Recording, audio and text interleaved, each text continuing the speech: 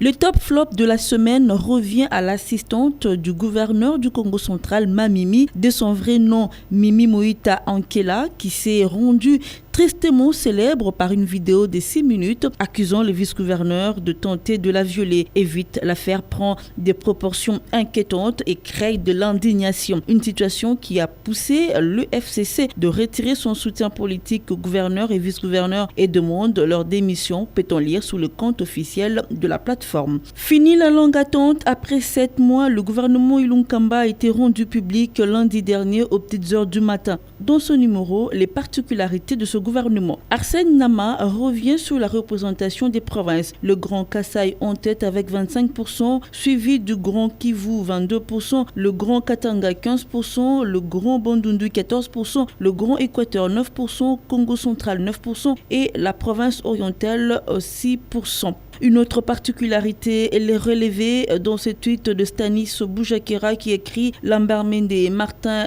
Kawelulu, première fois qu'ils ne soient pas dans un gouvernement depuis presque 10 ans. » Et Mapati lui note que c'est pour la première fois de l'histoire politique congolaise qu'une femme soit nommée vice-premier ministre en charge des affaires étrangères. Une avancée significative dans la lutte pour la représentativité des femmes dans la sphère décisionnelle. En parlant justement des femmes, elles représentent 17% dans le gouvernement Ilunkamba, comme le souligne Didier Moukaleng. Dani Ngeleka lui parle de Pierre Kangoudia qui fera la remise et reprise avec son ancien camarade du parti Mayo et conclut la vie comme elle peut nous réserver des surprises. Une autre particularité est nous est relevée par Moano dans son tweet. Il écrit « Gouvernement Ilunkamba, quand l'ancienne directrice d'un des meilleurs collèges de Kinshasa à Notre-Dame du Congo travaille avec son ancien élève, c'est l'histoire d'Élisée Mounembwe et du docteur Yves Bunkoulou. » Une autre nouveauté, c'est l'entrée au gouvernement du vice-ministre chargé des personnes vivant avec handicap, Irène Essambo.